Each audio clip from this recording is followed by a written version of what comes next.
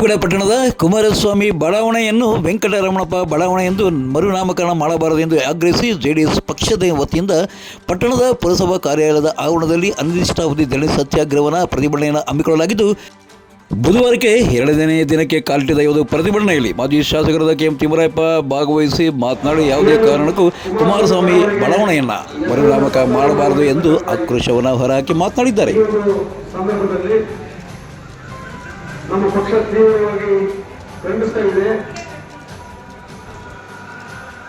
ಹಿಂದೆ ಮಾಡಿರ್ತಕ್ಕಂಥ ಒಂದು ನಾಮಕರಣವನ್ನ ಯಾವ ಪುರುಷಾರ್ಥಕ್ಕೋಸ್ಕರ ಇವರು ಬದಲಾವಣೆ ಮಾಡಕ್ಕೆ ಹೊರಟಿದ್ದಾರೆ. ಇದರಿಂದ ಬರ್ತಕ್ಕಂಥ ಲಾಭ ಆದರೂ ಏನು, ನಷ್ಟ ಆದರೂ ಏನು. ಇನ್ನು ಈ ಒಂದು ಪ್ರತಿಭಟನೆಯನ್ನು ಬೆಂಬಲಿಸಿ ಜಿಲ್ಲಾ ಜೆಡಿಎಸ್ ಅಧ್ಯಕ್ಷರಂತ ಆರ್.ಸಿ. ಅಂಜಿನಪ್ಪ ಸಹ ಪ್ರತಿಭಟನೆಯಲ್ಲಿ ಭಾಗವಹಿಸಿ ತಮ್ಮ ಆಕ್ರೋಶವನ್ನು ಹೊರಹಾಕಿದ್ದಾರೆ. ಮುನ್ಸಿಪಲ್ ಆಫೀಸ್ಗೆ ನಮ್ಮ ಪಕ್ಷದ ವತಿಯಿಂದ ನಮ್ಮ ಮಾಜಿ ಶಾಸಕರು ತಿಮ್ಮರಾಯಪ್ಪ ಅವರು, ಹಿರಿಯ ನಾಯಕರುಗಳು, ಪುರಸಭೆಯ ಮಾಜಿ ಸದಸ್ಯರುಗಳು, ನಮ್ಮ ಪಕ್ಷದ ಪದಾಧಿಕಾರಿಗಳು, ಸಾರ್ವಜನಿಕರು ಎಲ್ಲರೂ ಕೂಡ ಇನ್ನು ದೊಡ್ಡ ದೊಡ್ಡ ಸಂಖ್ಯೆಯಲ್ಲಿ ಬಂದು ನಾವು ಇಲ್ಲಿ ಅನಿರ್ದಿಷ್ಟ ಸತ್ಯಾಗ್ರಹವನ್ನು ಮಾಡ್ತೇವೆ. ಇದಕ್ಕೂ ಏನಾದರೂ ಇದಾದ್ರೆ ಮುಂದೆ ನಾವು ಯಾವ ರೀತಿ ಮತ್ತೆ ಧರಣಿ ಸತ್ಯಾಗ್ರಹವನ್ನು ಮಾಡಬೇಕು, ಇದು ಪ್ರಶಾಂತವಾಗಿ ನಾವು ಕಲ್ಪನೆಗೆ ಏನಾದರೂ ಸಿದ್ಧಗೊಂಡಿದೆ ಅಂತ ಹೇಳಿ ನಾವು ಮಾಡ್ತಾ ಇದ್ದೀವಿ.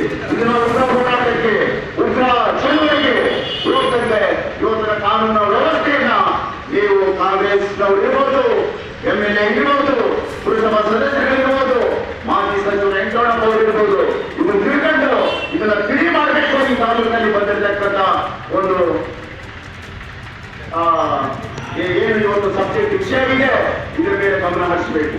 ಈಗಾಗಲೇ ನಿಮ್ಮ ಮನವಿಯನ್ನು ಜಿಲ್ಲಾಧಿಕಾರಿಗಳಿಗೆ ಕಳಿಸಿಕೊಡುತ್ತೇನೆಂದು ಪ್ರತಿಭಟನಾ ಸ್ಥಳಕ್ಕೆ ಆಗಮಿಸಿದ ತಹಶೀಲ್ದಾರ್ ಡಿ.ಎನ್. ವರದರಾಜು ಮನವಿಯನ್ನು ಸ್ವೀಕರಿಸಿ ಮಾತನಾಡಿದ್ದಾರೆ.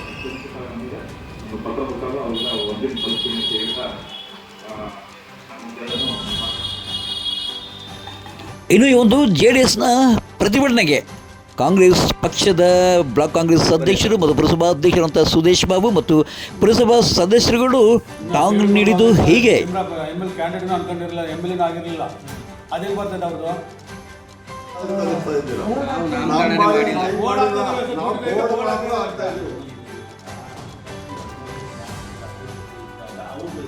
ನೋಡಿ, ವಸತಿ ಮಂಡಳಿಗೆ ನಾವು ಪ್ಲೇಸ್ ಮಾಡಿದ್ದೇವೆ, ಪ್ರತಿಯೊಬ್ಬರ ಹತ್ರ ಪ್ಲೇಸ್ ಮಾಡಿಸಿದ್ದೀವಿ.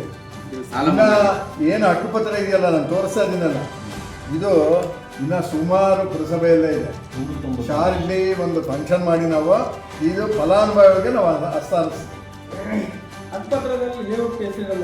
ಲೇಔಟ್ ಇಲ್ಲ, ಆಶಯ ಬಡಾವಣೆ,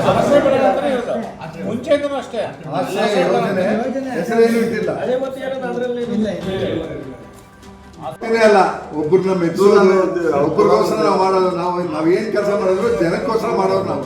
ಅವರೊಂದು ಹೇಳಿದ್ದಾರೆ ಸರ್, ನೀವು ಹೇಳಿದ್ರು ಈಗ ಕುಮಾರಸ್ವಾಮಿ ಬಡಾವಣೆ ಅಂತ ಇದ್ರೆ ಪಟ್ಟಣಕ್ಕೆ ಏನು ನಷ್ಟ, ವೆಂಕಟರಮಣಪ್ಪ ಬಡಾವಣೆ ಅಂತ ಮತ್ತೆ ಇಟ್ಟು ಏನು ಲಾಭ ಇದೆ, ಜನಗಳನ್ನ ಗೊಂದಲ ಈಡು ಮಾಡಿಸಿದ್ರೆ ಇನ್ನು ಬೇರೆ ಬೇರೆ ಬಡಾವಣೆಗಳು ಇದ್ದಾವೆ, ಅದಕ್ಕೆ ಹೆಸರು ಇಡ್ಲಿ ಅವ್ರ ಹೆಸರು ನಾವು ಬೇಡ.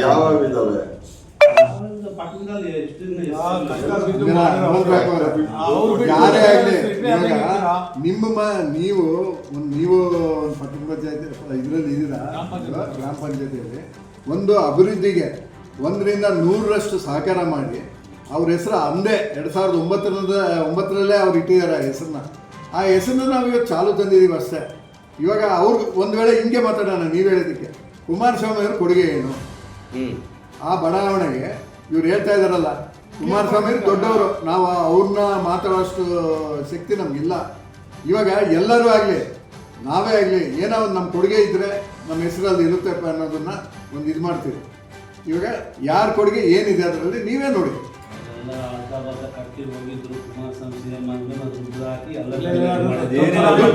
ಅದು ತಪ್ಪು ಇನ್ಫಾರ್ಮೇಶನ್. ನಾವು ನೋಡಿ, ನಮ್ಮ ಹತ್ರ ರೆಕಾರ್ಡ್ಸ್ ಇದೆ, ನಾವು ಅವ್ರಿಗೆ ಪೇಮೆಂಟ್ ಮಾಡಿರೋದು ಎಲ್ಲ ರೆಕಾರ್ಡ್ಸ್ ಇದೆ. ರಾಜೀವ್ ಗಾಂಧಿ ಗವರ್ಮೆಂಟ್ಲಿಂದ ನಾವು ಪೇಮೆಂಟ್ ಮಾಡಿಸಿರೋದು, ಹಕ್ಕುಪತ್ರ ಕೊಡಿಸಿರೋದು ತಾಲೂಕು ಆಫೀಸಿಂದ. ಅವ್ರು ನಿಜವಾದ ಕಾಳಜಿನೇ ಇದ್ರೆ ಕುಮಾರಸ್ವಾಮಿ ಅವ್ರ ಫ್ರೆಂಡ್ ಸೆಂಟ್ರಲ್ ಮಿನಿಸ್ಟರ್ ಅವರು ಸಚಿವರಾಗಿದ್ದಾರೆ ಅವ್ರು ಏನನ್ನ ಬೇಕಾದ್ರೆ ನಮ್ಮ ಪಾವಗಡ ಪಟ್ಟಣಕ್ಕೆ ಒಂದು ಕಾರ್ಖಾನೆ ತಂದು ಜನರ ಹತ್ರ ಶಬಾಷ್ಗಿರಿ ಪಡೆದುಕೊಳ್ಳಿ. ಪಾವಗಡದಲ್ಲಿ ಏನೇ ಅಭಿವೃದ್ಧಿ ಆದರೂ ಕೂಡ ಇನ್ನು JDS ಪಕ್ಷದ ವತಿಯಿಂದ ಕೈಗಳಲ್ಲಿ ಖಾಲಿ ಚಿಪ್ಪುಗಳನ್ನು ಪ್ರದರ್ಶನ ಮಾಡಿ ಪ್ರತಿಭಟನೆ ಮಾಡ್ತಾ ಇದ್ದರೆ, ಇವರ ಪ್ರತಿಭಟನೆ ವಿರುದ್ಧ ಆರೋಪ ಮತ್ತು ಪ್ರತ್ಯಾರೋಪಗಳಿಗೆ ತಕ್ಕ ಉತ್ತರವನ್ನು ಕಾಂಗ್ರೆಸ್ ಅವರು ಸಹ ನೀಡ್ತಾ ಇದ್ದಾರೆ.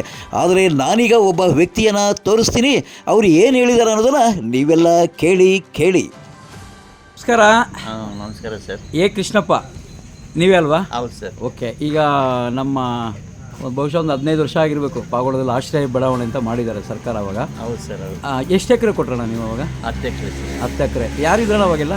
ಇವರು ಇವರು MLA ಯಾರಿದ್ರು ಅವಾಗಂತ? ವೆಂಕಟರಮಣಪ್ಪ ಇದ್ದೀರಾ?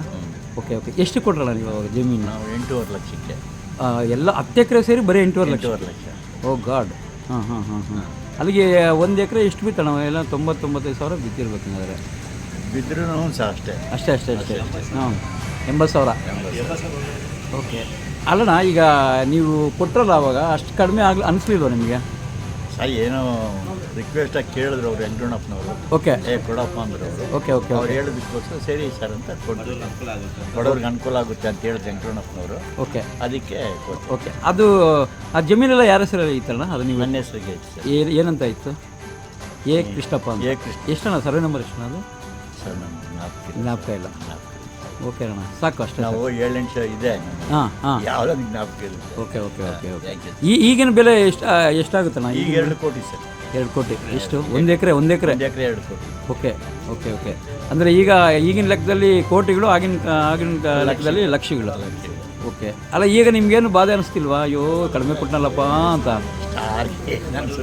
ಕೊಟ್ಟ ಮೇಲೆ ಏನಿದೆ ಸರ್, ಅನುಕೂಲ ಅಂತ ಹೇಳಿದ್ರು ವೆಂಕಟರಮಣಪ್ಪನವರು. ಕೂಡ ನಿಂಗೆ ಯಾಕೆ ಹಾಗೆ ಹೀಗೆ ಅಂತ ಹೇಳಿದ್ರು. ಡಯಾಸ್ ಮೇಲೆ ಕರೆದು ನಂಗೆ ಭಾಳ ಸನ್ಮಾನ ಮಾಡಿ ಹೇಳಿದ್ರು. ಕೊಟ್ಬಿಟ್ಟೆ ಅವ್ರಂಗೆ, ವೆಂಕಟರಮಣಪ್ಪ ಅವ್ರಂಗೆ ಕೊಟ್ಬಿಟ್ರಿ. ಓಕೆ. ಸರಿ ಅಣ್ಣ. ಈಗೆಲ್ಲ ಏನೇನೋ ವಿವಾದ ಆಗ್ತಾ ಇದೆ, ಅದ್ರ ಬಗ್ಗೆ ಏನಾದರೂ ಮಾತಾಡ್ತೀರಾ? ಇಲ್ಲ ಸರ್, ಏನು ಮಾತಾಡಲ್ಲ. ಹೋಗ್ಲಿ ಬಿಡೋಣ, ಒಳ್ಳೇದಾಗಲಿ. ರೈಟ್. ಎಸ್, ಕೇಳಿಸ್ಕೊಂಡ್ರಲ್ಲ ನಮ್ಮ ಕೃಷ್ಣಪ್ಪ ಅಣ್ಣನ ಮಾತು. ಪಾವಗಡ ತಾಲೂಕಿನ ತಾಜಾ ಸುದ್ದಿಗಳಿಗಾಗಿ ನಮ್ಮ ಚಾನಲನ್ನು ಪಾವಗಡ ಪವರ್ ನ್ಯೂಸ್ ಎಂದು ಟೈಪ್ ಮಾಡಿ, ಸಬ್ಸ್ಕ್ರೈಬ್ ಮಾಡಿ, ಜಾಹೀರಾತು ನೋಡಿ ಪ್ರೋತ್ಸಾಹಿಸಿ, ಬೆಂಬಲಿಸಿ. ನಾನು ನಿಮ್ಮ ಸತ್ಯಾಲೋಕೆ ಸಂಪಾದಕರು, ಪಾವಗಡ ಪವರ್ ನ್ಯೂಸ್.